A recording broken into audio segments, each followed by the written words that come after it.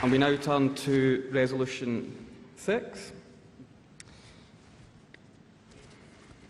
on the Scottish Parliament voting system, to be moved by Douglas Daniel and seconded by Kirsty Blackman. And Douglas is also a first-time speaker at our party conference. Feel like conference. Just want to say this resolution came about as part of the policy and a pint evenings that our branch hosts in Aberdeen, which have been quite good for stimulating grassroots policy making. Anyway, delegates, in June 2014, Scottish voters were asked to go to the polls and put a cross against their favourite party in the European election using party-list proportional representation. Try saying that when you've got a couple. Last year, we were asked to place a cross against a candidate we want to be our MP in discredited Westminster Parliament using the equally discredited first-past-the-post voting system.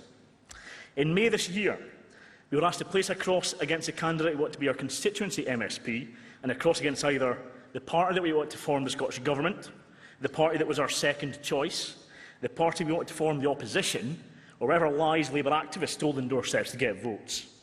Next year, we'll be asked to rank candidates in order of preference from legend to bampot in order to elect local councillors using the single transferable vote system. Delegates, chucking some council by-elections that effectively become instant runoff votes, and it's any wonder voters can get confused and turnouts can be low. Voters are faced with 4 different elections, and each one uses a different voting system. It's okay for a politics geek like me that spends all day arguing with frothing Britnats on social media, but for your average voter who doesn't really think about it until the ballot paper's right there in front of them, it's not good enough, frankly. Those of us who were actually active during the election campaign will all have anecdotes about folk not understanding the Holyrood system. I remember chatting the door of one postal voter, an SNP member no less, who informed me that she and her husband had already given their second vote to the Greens, because it wasn't until they saw Nicola on TV that they realised they were allowed to use both votes for the same party. How many other votes were miscast because of confusion about the system? If we want folk to turn up and vote, we have to place as few barriers in their way as possible. This includes reducing the number of voting systems that they have to understand. Section 4 of the 2016 Scotland Act means Holyrood now has power over its own elections, so let's use it. But it's not just about the number of voting systems. Delegates, I didn't stay up until 1 AM every night for 4 months, masterminding Lewis MacDonald's downfall in Aberdeen Central, only to see him sneak back in the list. Not a single person in this city voted for Anas Sarwar, other than some well-fed Labour Party members. And yet now, he sits in a Parliament that in January 2013, he described as not a democratic place in the conventional sense. How's that for irony? 77% of Tory MSPs were actually rejected by voters, 54% of whom couldn't even finish as runners-up, including Professor Adam Tompkins, who polled a pathetic 14% in Glasgow Anniesland. And yet today, they're picking up MSP salaries. How do voters get rid of these folk?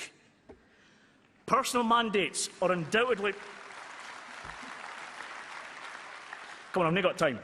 Personal mandates are undoubtedly important. Yes, some of our best talents in SNP cut their teeth through the list. One in particular springs immediately to mind. But just because we made good use of the system up to now, that's no reason to shy away from replacing it.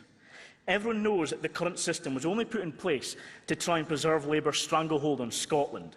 It may have backfired on them spectacularly since, but that's a terrible reason to keep it. Delegates, there may be issues over constituency sizes in some regions, and necessary exceptions made to honour the commitment that Orkney, Shetland and the Western Isles would always have their own MSPs.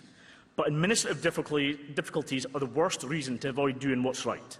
Besides, the Republic of Ireland somehow manages fine with STV for national elections, so I see no reason why Scotland is uniquely incapable of doing it. Most issues could be resolved simply by having more MSPs, which a lot of folk would argue are necessary anyway, because more devolution requires more parliamentary scrutiny. Most importantly, it's a system voters already use, and using it in Holyrood elections will only aid their understanding of it, hopefully increasing turnout in both elections. It's a win-win situation, surely. So, delegates, please back this motion, please reject the amendment, And please vote for me to be the NEC.